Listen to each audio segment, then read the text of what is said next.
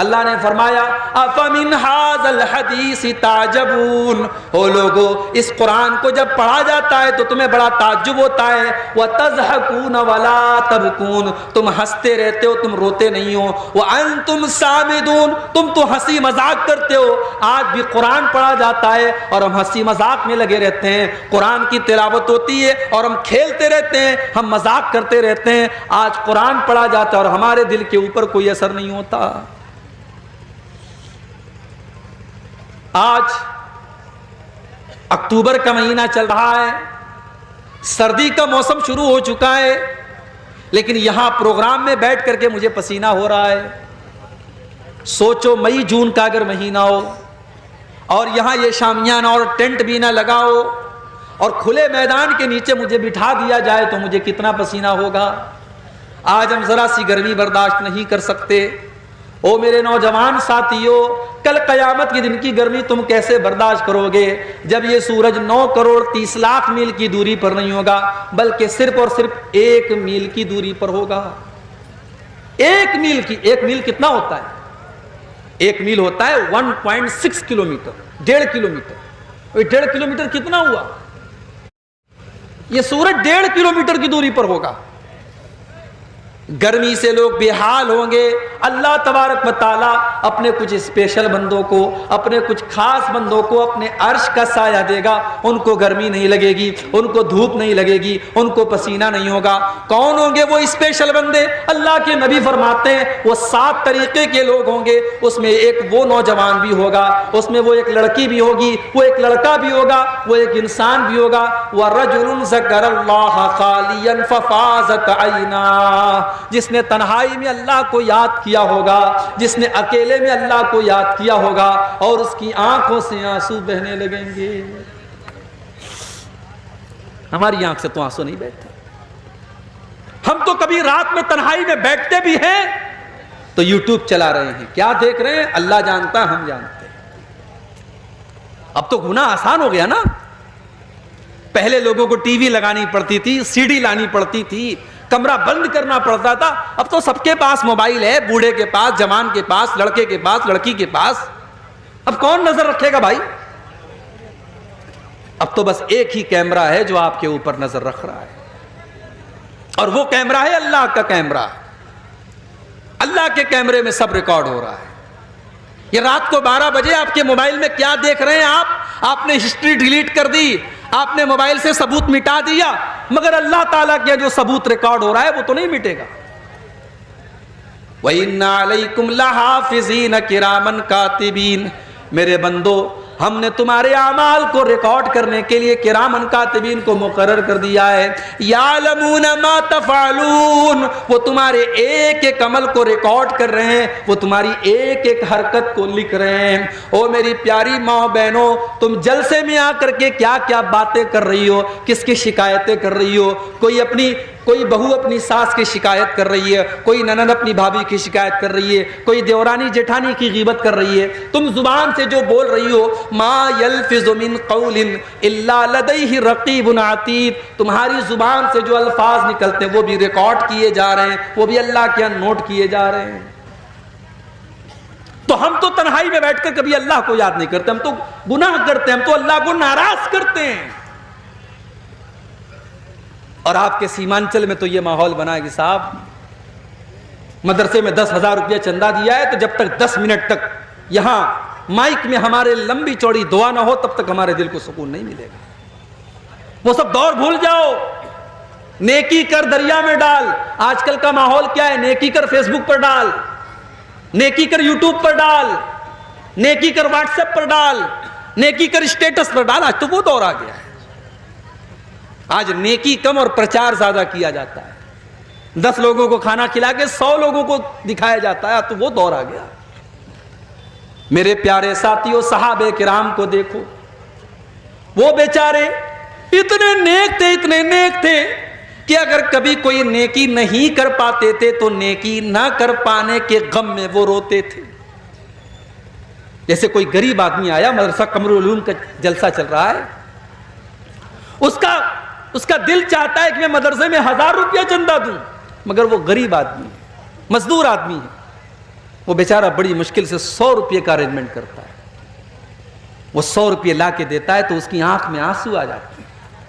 وہ سوچتا ہے کاش میرے پاس 1000 ہوتا، 1,00,000 ہوتا، میں ان غریب بچوں کی تعلیم کے لیے 1,00,000 کا تعاون کر دیتا۔ اس کو کہتے ہیں نیکی نہ کر پانے کا جذبہ، نیکی نہ کر پانے کا ملال۔ غزوہ تبوک کا موقع تھا، یہ بڑی عجیب و غریب لڑائی تھی، بڑا عجیب و غریب غزوہ تھا اللہ کی نبی کی زندگی کا۔ میں اپنے نوجوان بھائیوں سے کہوں گا کبھی یوٹیوب پر غزوہ تبوک کے بارے میں سن لینا، میرے بیان بھی موجود ہے، تم سن لینا۔ غزوہ تبوک کے بارے میں ہر نوجوان کو پڑھنا چاہیے، سننا چاہیے۔ گرمی کا موسم تھا، کھجوروں کے پکنے کا ٹائم تھا، اور مدینہ سے 600 کلومیٹر کا سفر طے کرنا تھا۔ سواریوں کی قلت تھی، پیسے کی قلت تھی۔ اللہ کے پیارے نبی نے اعلان کیا اس لشکر کے تعاون کے لیے تم اپنا اپنا چندہ دو، جو چندہ دے گا، جو تعاون کرے گا، میں اسے جنت کی گارنٹی دیتا ہوں۔ صحابہ کرام اپنی اپنی حیثیت کے مطابق، اپنی اپنی طاقت کے مطابق اللہ کے نبی کے پاس آ کر کے تعاون کرنے لگے۔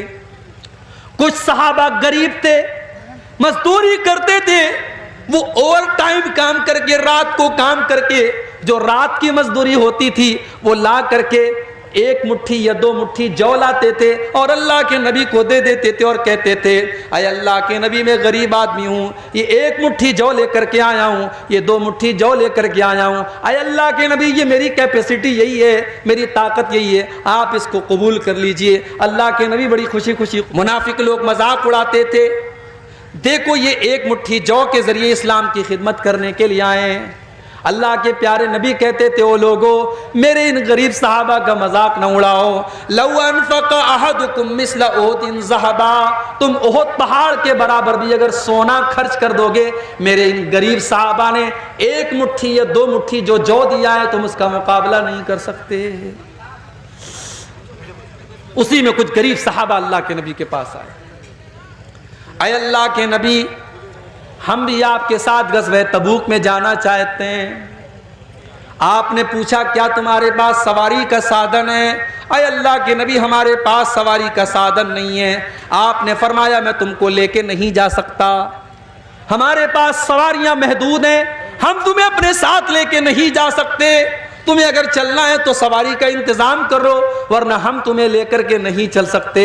وہ بیچارے غریب صحابہ تھے، ان کے پاس سواری کا سادن نہیں تھا، اونٹ نہیں تھا، گھوڑا نہیں تھا، وہ پلٹ کر کے جانے لگے۔ جب پلٹ کر کے جانے لگے ان کی آنکھوں سے آنسو بہنے لگے، انہوں نے نبی کے سامنے اپنی آنسوؤں کو ظاہر نہیں کیا، وہ پلٹ کر کے جب جانے لگے تب ان کی آنکھوں سے آنسو بہ رہے ہیں۔ نبی نے ان کے آنسوؤں کو نہیں دیکھا، مگر اللہ نے قرآن میں ان کے آنسوؤں کا ذکر کیا۔ قرآن کے 10ویں پارے کے آخر میں اللہ نے فرمایا وَلَا عَلَى الَّذِينَ إِذَا مَا أَتَوْكَ لِتَحْمِلَهُمْ قُلْتَ لَا أَجِدُ مَا أَحْمِلُكُمْ عَلَيْهِ تَوَلَّوْا وَأَعْيُنُهُمْ تَفِيضُ مِنَ الدَّمْعِ حَزَنًا أَلَّا يَجِدُوا مَا يُنْفِقُونَ۔ اے نبی میرے ان غریب صحابہ کو ذرا دیکھیے جو آپ کے پاس آ کر کے کہتے ہیں کہ اے اللہ کے نبی ہم کو بھی لے کے چلیے، اور آپ کہتے ہیں میرے پاس سواری نہیں ہے، تو اے میرے نبی وہ پلٹ کر کے جب جاتے ہیں تو رونے لگتے ہیں، ان کی آنکھوں سے آنسو بہنے لگتے ہیں۔ حزنًا الا یجدوا ما ينفقون، انہیں ملال ہے اس بات کا کہ کاش ان کے پاس بھی اتنا ہوتا کہ آج وہ اسلام کے لیے کچھ کر سکتے۔ میرے پیارے ساتھیوں یہ نبی کے صحابہ ہیں، ان کی آنکھوں میں اس لیے آنسو ہیں کہ وہ اسلام کی مدد نہیں کر پا رہے ہیں۔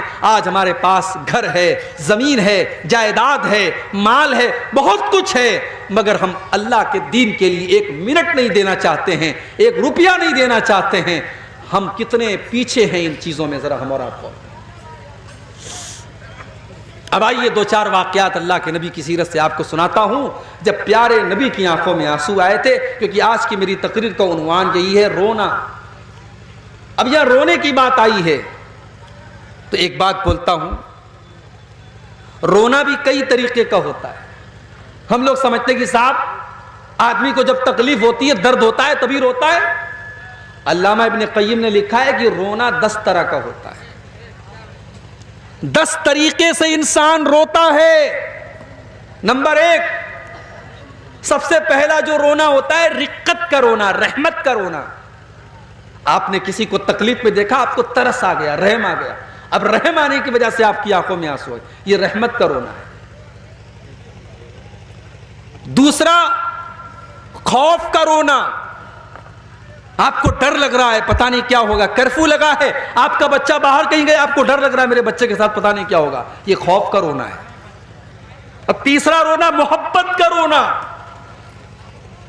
شوہر پورنیہ سے ممبئی گیا ہے کام کرنے کے لیے، بیوی سے دور ہے، بیوی شوہر سے بات کر رہی ہے، بیوی کی آنکھوں میں آنسو آ گئے، یہ محبت کا رونا ہے. بیٹا سعودی گیا ہے، ماں بچے سے بات کر رہی ہے، ماں کی آنکھوں میں آنسو آ گئے، یہ محبت کا رونا ہے. یہ رونے کی تیسری قسم ہے. نمبر 4 خوشی کا رونا. بچہ امتحان میں کامیاب ہو گیا، گھر میں آیا، ماں کو سنایا، ماں رونے لگی. بیٹا قرآن کا حافظ بن گیا، گھر میں آیا، باپ رونے لگا. خوشی کا رونا.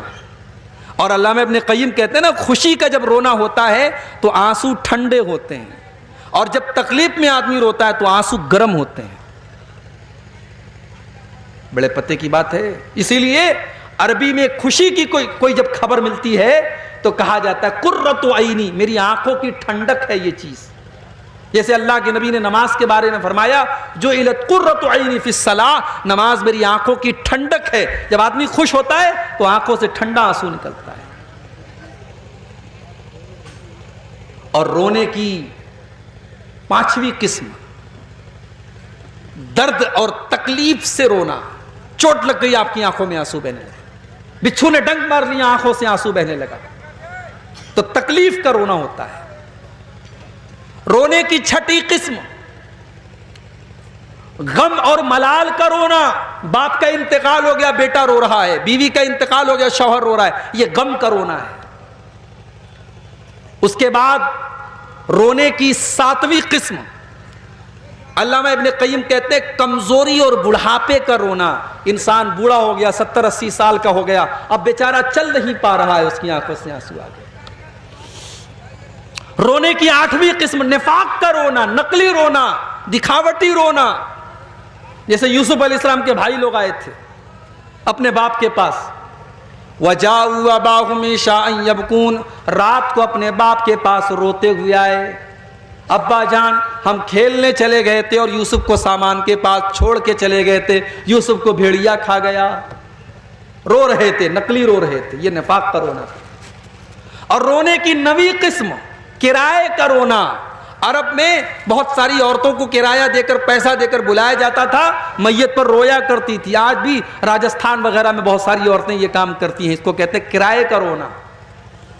اور رونے کی 10ویں قسم موافقت کا رونا. کوئی رو رہا ہے، اس کو روتے ہوئے دیکھ کر کے آپ رونے لگے. تو یہ رونے کی 10 قسمیں ہیں. لیکن اس میں جو رونا اللہ کو پسند ہے وہ یہ ہے کہ انسان اللہ کے خوف سے روئے. اب آئیے ذرا ہم نبی کی سیرت اٹھاتے ہیں اور ذرا دیکھتے ہیں کون کون سے ایسے موقع تھے جب اللہ کے پیارے نبی کی آنکھوں میں آنسو آئے. ایک واقعہ تو آپ نے سنا، اللہ کے نبی نے قرآن کی تلاوت سنی اور جب آپ کو اپنی ذمہ داری کا احساس ہوا آپ رونے لگے. آگے بڑھیے، بخاری کی ایک اور حدیث آپ کے سامنے پیش کر دیتے ہیں. میں بچہ پیدا ہوا، ماریا قبطیہ کے پیٹ سے بیٹا پیدا ہوا. آپ کو 4 بیٹیاں تھی حضرت خدیجہ سے. بیٹا جو بھی پیدا ہوتا تھا وہ بچپن میں ہی انتقال کر جاتا تھا. ایک بیٹے کا نام قاسم تھا، وہ بھی انتقال کر گیا. ایک بیٹے کا نام عبداللہ تھا، وہ بھی انتقال کر گیا. یہ تیسرا بیٹا تھا جو حضرت ماریا کے پیٹ سے پیدا ہوا. اس بچے کا نام اللہ کے نبی نے ابراہیم رکھا تھا. عرب کے دستور کے مطابق بچوں کو دیہات بھیج دیا جاتا تھا تاکہ دیہات میں دائی کا دودھ پئیں اور مضبوط ہو جائیں دیہات کے ماحول میں. اللہ کے نبی نے اپنے بچے کو دیہات میں بھیج دیا. ایک لوہار سال کا ہو گیا. ایک دن اللہ کے نبی کے پاس خبر آئی کہ آپ کا بیٹا بیمار ہے. آپ اپنے صحابہ کو لے کر کے اپنے بچے کو دیکھنے کے لیے پہنچے. بخاری کے الفاظ ہیں، آپ جب پہنچے تو آپ کا بچہ آخری سانسیں لے رہا تھا. ابراہیم رضی اللہ تعالیٰ عنہ آپ کے بیٹے ہیں. آپ نے اپنے بیٹے کو گود میں لیا، وَنَفَسُهُ تَقَاقَعُ، بچے کی سانسیں اکھڑ رہی تھی، بچہ آخری سانسیں لے رہا تھا۔ اپنے بیٹے کی موت کا یہ منظر دیکھ کر کے اللہ کے نبی کی آنکھوں میں آنسو آ گئے اور اللہ کے نبی رونے لگے۔ میرے پیارے ساتھیوں، آج کہنے والے یہاں تک کہہ دیتے ہیں اللہ کے پلے میں وحدت کے سوا کیا ہے، لینا ہے جو لے لیں گے ہم دامان محمد سے۔ او لوگوں، اللہ کے فیصلے کے آگے تو میرے نبی بھی مجبور ہیں۔ اللہ کے نبی اللہ کے سب سے محبوب بندے ہیں، مگر اپنے بچے کی موت کا ٹائم آج آ گیا ہے تو اپنے بچے کو موت سے بچانے کی طاقت اللہ کے نبی کے اندر بھی نہیں ہے۔ بیٹا آخری سانسیں لے رہا ہے، بیٹا دم توڑ رہا ہے اور اللہ کے نبی کی آنکھوں میں آنسو ہیں، اور اللہ کے نبی کیا کہتے ہیں؟ ان العین تدمع والقلب یحزن ولا نقول الا ما یرضی ربنا۔ اے میرے بچے ابراہیم، تیرے باپ کا دل غمگین ہے، تیرے باپ کی آنکھوں سے آنسو بہ رہے ہیں، مگر تیرا باپ اپنی زبان سے کوئی ایسی بات نہیں نکالے گا جس سے اللہ ناراض ہو جائے۔ اے میرے بچے، تیرا باپ اپنی زبان سے کوئی ایسی بات نہیں نکالے گا جس سے اللہ ناراض ہو جائے۔ میرے نبی نے صبر کی مثال پیش کی۔ میرے بھائی، آج کتنی عورتوں کا بچہ مر جاتا ہے، عورتیں جذبات میں آ کر کے کہہ دیتی ہیں اللہ کو میرا ہی بیٹا اٹھانا تھا۔ خبردار ایسا جملہ کبھی استعمال مت کرو۔ کسی کے شوہر کا انتقال ہو جاتا ہے، عورتیں کہہ دیتی ہیں ابھی تو میرے شوہر کی موت کا ٹائم نہیں تھا، میرے شوہر کو کیوں اللہ نے اٹھا لیا؟ میری پیاری ماں بہنوں، میرے پیارے ساتھیوں، موت کا ٹائم جب آتا ہے تبھی موت آتی ہے، ایک سیکنڈ پہلے نہیں، ایک سیکنڈ بعد میں نہیں۔ اللہ کے نبی اپنے بچے کی موت کے اوپر رو رہے ہیں، مگر زبان سے کوئی ایسی بات نہیں نکالتے جس سے اللہ ناراض ہو جائے۔ اور اگر آپ نے مرنے والے کا نام لے لے کر کے آپ نے رونا پیٹنا کیا تو مرنے والے کو تکلیف ہوگی۔ اللہ کے پیارے نبی فرماتے ہیں ان المیت یعذب ببکاء اہلہ، مرنے والا اپنے گھر والوں کے رونے کی وجہ سے اس کو عذاب دیا جاتا ہے۔ اگر رونے والے شریعت کے خلاف طریقے سے روتے پیٹتے ہیں تو اس کو عذاب دیا جاتا ہے مرنے والے۔ اور آگے بڑھیے، اللہ کے نبی کی آنکھوں میں آنسو کب آئے؟ آپ کی بیٹی زینب، ان کے گھر میں ایک بچہ تھا، بچے کے انتقال کا ٹائم آ گیا، بچے کی موت کا ٹائم آ گیا۔ حضرت زینب نے اللہ کے نبی کے پاس پیغام بھجوایا کہ آپ کے نواسے کا آخری ٹائم ہے، آپ جلدی سے چلے آئیے، اپنے نواسے کو دیکھ لیجئے۔ اللہ کے نبی نہیں جاتے ہیں بلکہ اپنی بیٹی کو یہ پیغام بھجواتے ہیں اِنَّا لِلَّهِ مَا آتَا وَلَهُ مَا خَسْ، اے میری بچی، اللہ تعالیٰ کی مرضی ہے، وہ جو چاہتا ہے لے لیتا ہے، وہ جو چاہتا ہے دے دیتا ہے۔ فَلْتَصْبِرْ وَلْتَعْتَصِبْ، اے میری بچی تو صبر سے کام لے اور ثواب کی امید رکھ۔ آپ کی بیٹی زینب نے دوبارہ پھر پیغام بھجوایا، اے ابا جان، میں اللہ کا واسطہ دیتی ہوں کہ آپ ایک بار میرے گھر چلے آئیے۔ اللہ کے نبی اپنی بیٹی کے گھر پہنچتے ہیں، اپنی بیٹی کے گھر پہنچے اور نواسے کا انتقال ہونے والا ہے، نواسے کا آخری ٹائم ہے اور نواسے کو اللہ کے نبی گود میں لیتے ہیں اور آپ دیکھتے ہیں کہ نواسا آپ کا آخری سانسیں لے رہا ہے، آپ کا نواسا موت اور زندگی کی لڑائی لڑ رہا ہے، آپ کا نواسا دنیا سے جا رہا ہے۔ اللہ کے نبی کی آنکھوں سے آنسو بہنے لگتے ہیں۔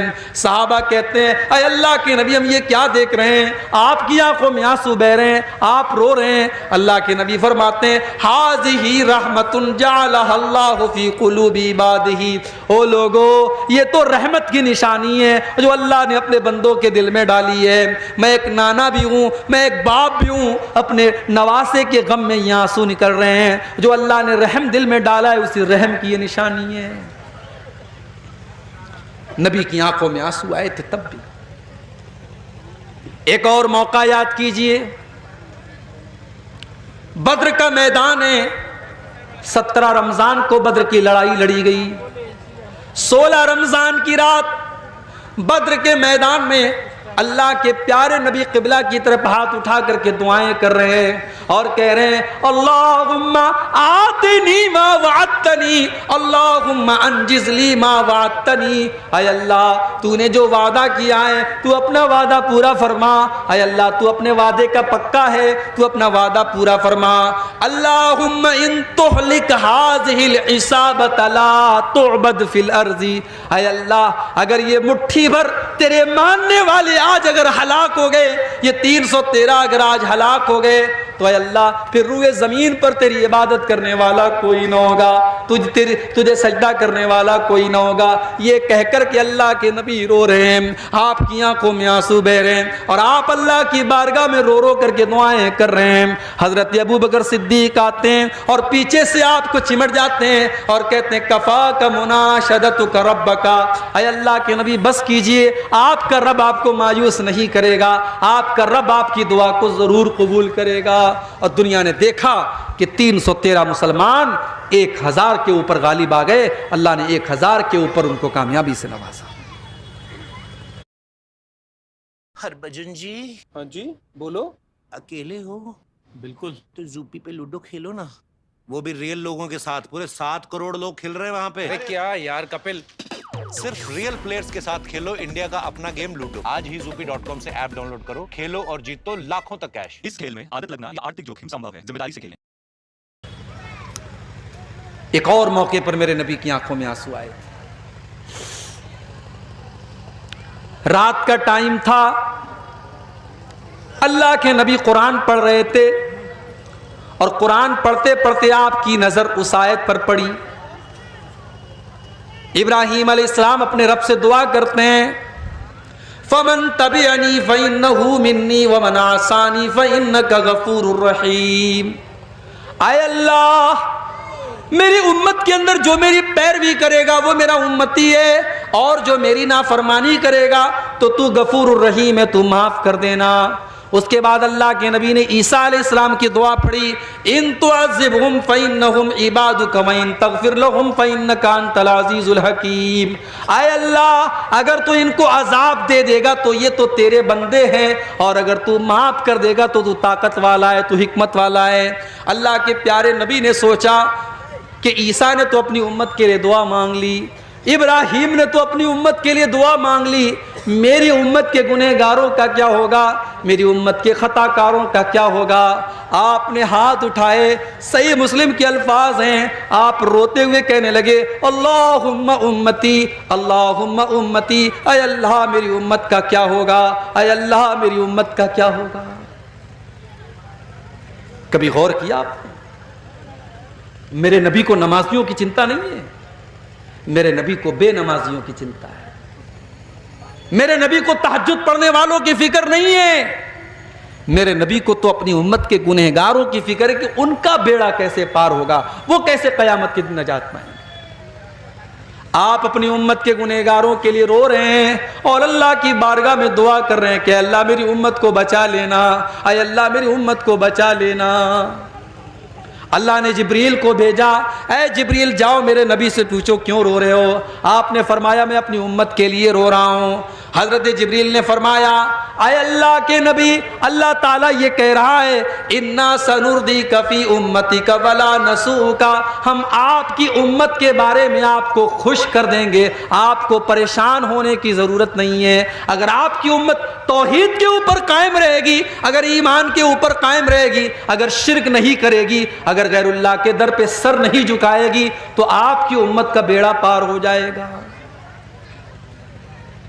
وہ نبی ہم سے کتنا پیار کرتے تھے میرے بھائی۔ سلام اس پر جو امت کے لیے راتوں کو روتا تھا، سلام اس پر جو فرش خاک پر جاڑے میں سوتا تھا، سلام اس پر کہ جس کے گھر میں چاندی تھی نہ سونا تھا، سلام اس پر کہ ٹوٹا بوریا جس کا بچھونا تھا، سلام اس پر کہ جس نے خوں کے پیاسوں کو قبائیں دیں، سلام اس پر کہ جس نے گالیاں سن کر دعائیں دیں۔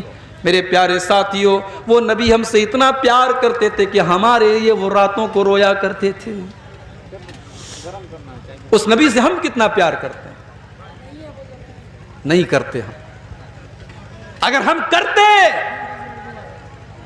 تو آج مسجدیں خالی نہ رہتی. وہ نبی تو نماز سے اتنا پیار کرتے تھے کہ آخری ٹائم بھی اس نبی نے نماز کو نہیں بھولا.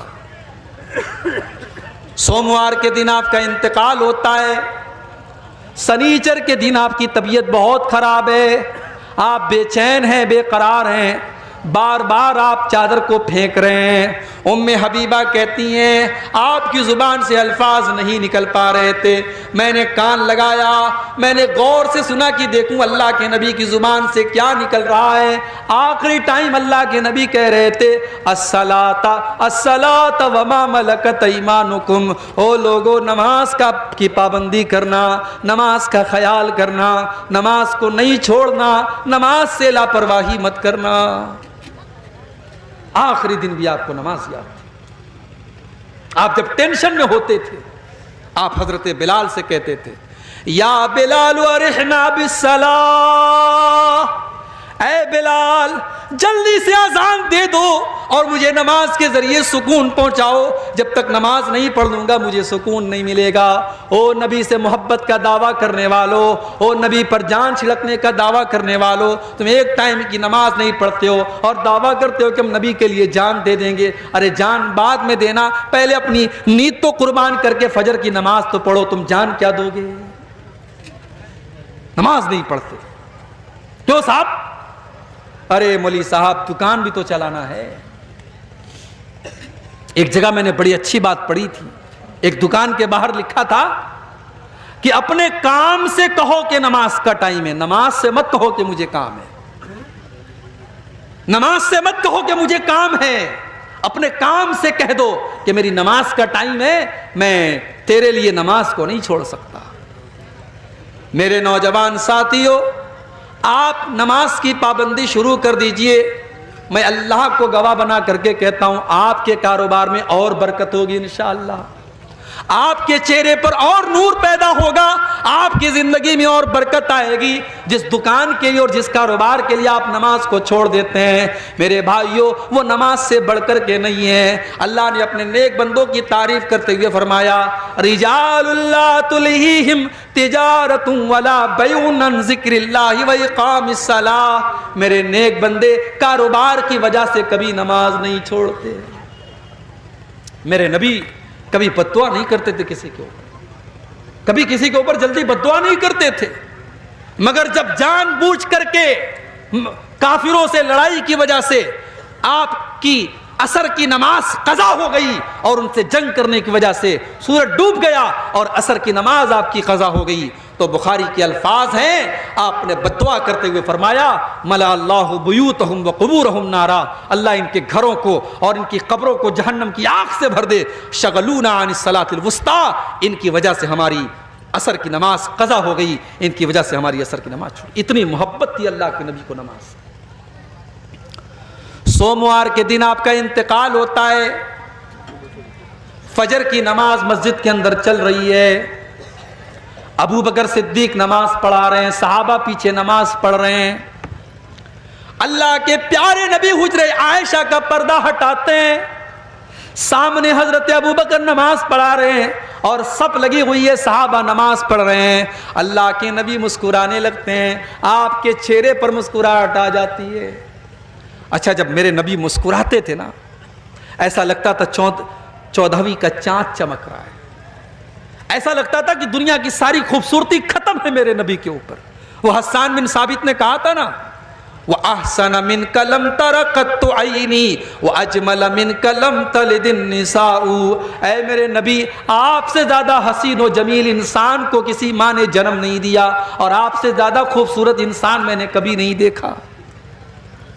یوسف علیہ السلام کو مصر کی عورتوں نے دیکھا تو اپنے ہاتھ کاٹ لیے تھے. سوچو اگر انہوں نے میرے نبی کو دیکھا ہوتا تو کیا حال ہوتا. میرے عزیزوں اتنے خوبصورت تھے اللہ کے نبی. آپ نے صحابہ کو نماز پڑھتے ہوئے دیکھا, آپ کے چہرے پر مسکراہٹ آ گئی. یہ مسکراہٹ کیوں تھی؟ یہ سکون کی علامت تھی, یہ پہچان تھی کہ میری امت میرے بعد بھی اپنے مشن پر قائم ہے, میرے بعد بھی نماز چل رہی ہے, میرے جانے کے بعد بھی میرے صحابہ نماز پڑھتے رہیں گے. میرا مشن کامیاب ہے، میرے مشن پر میرے صحابہ چل رہے ہیں. یہ سکون تھا جس کی وجہ سے اللہ کے نبی کے چہرے پر مسکراہٹ پھیل گئی اور آپ ہنسنے لگے. اور صحابہ کہتے ہیں کہ ہمیں نماز کی حالت میں یہ محسوس ہو گیا کہ اللہ کے نبی حضرت عائشہ کے حجرے کے دروازے پر کھڑے ہیں اور مسکرا رہے ہیں. صحابہ نے کہا ہمیں ڈر ہوا کہیں ہم نماز چھوڑ کے بھاگ نہ جائیں، ہم پیچھے ہٹنے لگے. اللہ کے نبی نے اشارہ کیا کہ نماز کو کنٹینیو رکھو، اور اس کے بعد آپ نے پردے کو دوبارہ گرا دیا اور اس کے بعد آپ کا انتقال ہو گیا. یہ آخری دیدار تھا جو اللہ کے نبی کے صحابہ نے دیکھا تھا. تو نبی کی آنکھوں سے تب بھی آنسو آئے تھے. ایک دو واقعہ اور سنا کر کے بات میں ختم کرتا ہوں، رات کے 1:30 بج رہے ہیں. ایک اور موقع پر اللہ کے نبی کی آنکھ سے آنسو آئے تھے. بڑے غور سے سنیں، ہماری مائیں بہنیں اس واقعے کو سنیں.